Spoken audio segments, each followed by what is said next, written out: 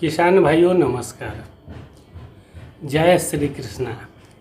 किसान भाइयों, मैं अपने श्री कृष्णा फार्मिंग चैनल में आपका स्वागत करता हूं। हम आज चर्चा करेंगे कि गमला में टमाटर का पौधा लगा सकते हैं, लगाएंगे तो फलेगा या नहीं फलेगा, इसी पर आज हम चर्चा करने जा रहे हैं। गमला में टमाटर का पौधा लगाते हैं तो उसमें फल देता है और फल फूल देता है, अच्छा खासा फल आता है। उसके रख रखाव पर थोड़ा ध्यान देना होगा। हम अपने छत पर जो गमला में टमाटर का पौधा लगाए थे उसका हम वीडियो दिखाएंगे।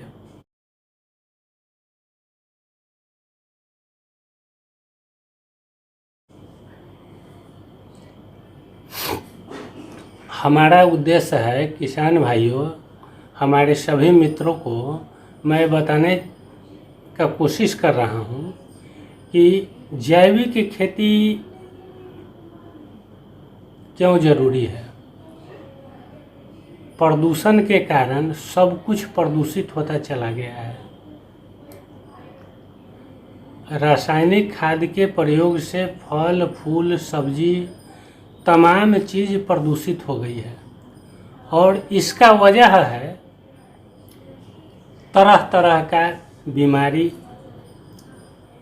तो हम अगर थोड़ा मेहनत करें और थोड़ा सा खर्च करें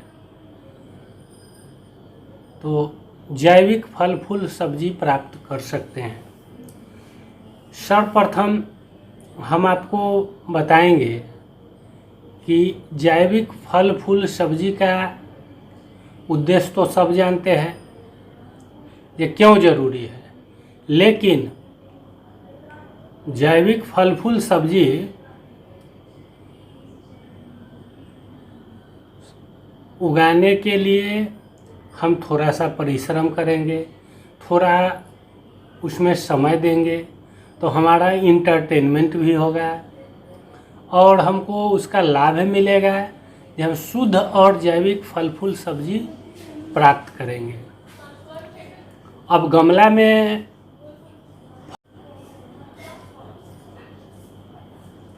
तो सर्वप्रथम हम इस पर विचार करेंगे कि गमला में फल फूल सब्जी लगाने के लिए मिट्टी कैसे तैयार करेंगे।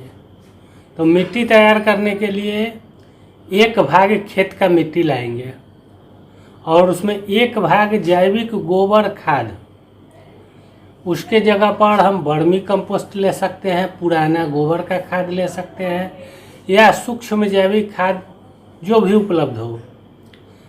एक भाग हम लोकल सैंड, अपने गांव देहात में जो मिलने वाला बालू है जिसको बलसुमी मिट्टी बोलते हैं, एक भाग, और एक भाग हरी पत्ती का अगर खाद पूर्व से हमने तैयार कर रखा है तो उसको डालेंगे।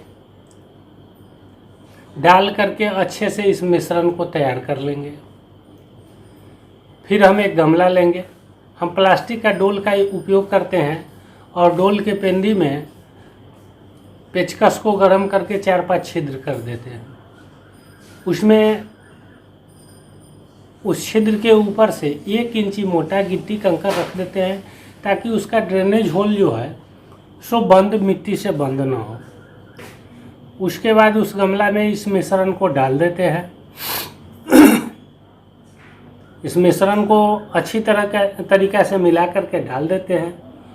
उसके बाद उसमें पौधा लगाते हैं और सिंचाई करते हैं।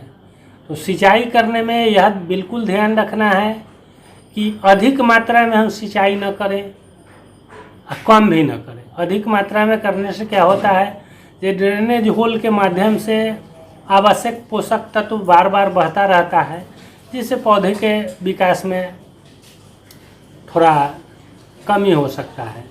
इसलिए हम इस बात का ध्यान रखते हैं कि इतना सिंचाई करें ताकि ड्रेनेज होल से उसके बहुत सारे पोषक तत्व बहे ना।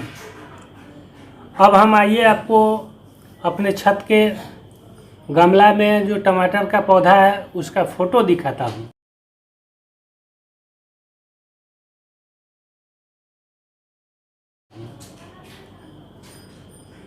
हम अपने सभी मित्रों को यह बताना चाहता हूँ, बार बार यह कह रहा हूँ कि जैविक खेती आने वाले समय में ही प्रमुख होगा और जैविक ही जीवन होगा।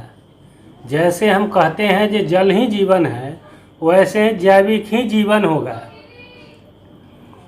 अपने छत पर लगा हुआ पौधा का पुनः मैं फ़ोटो दिखाता हूँ।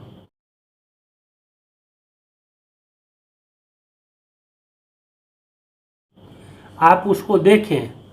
मैंने इसको लगाया था दिसंबर महीना में, तो अब तो उसमें का फल लगभग समाप्त होने वाला है। फिर भी हमको ध्यान में आया कि अभी भी थोड़ा फल है, लोगों को वीडियो दिखा दूं ताकि भरोसा हो, जैविक खेती पर भरोसा हो और गमला में पौधा हो सकता है इस पर लोगों का भरोसा हो। पौधा जो जैविक खेती करने के ऊपर जो विशेष हमारा आग्रह है, हम उसके पौधा के ऊपर जो सप्ताह में एक बार सूक्ष्म जैविक तरल खाद और सूक्ष्म जैविक कीटनाशक का प्रयोग करता हूँ। एक बार स्प्रे करता हूँ 8 से 10 दिन पर। तो उसमें बेस्ट डिकम्पोजर के घोल को भी 3 से 5% का मात्रा, इन तीनों को मिला करके सप्ताह में एक बार स्प्रे करता हूँ। अब हम अपने वाणी को विराम दे रहा हूँ। धन्यवाद। सभी मित्रों से नम्र निवेदन है कि आप हमारे श्री कृष्णा फार्मिंग चैनल को शेयर और सब्सक्राइब करें। जय हिंद, जय भारत, वंदे मातरम, जय जवान, जय किसान, जय जय श्री सीताराम।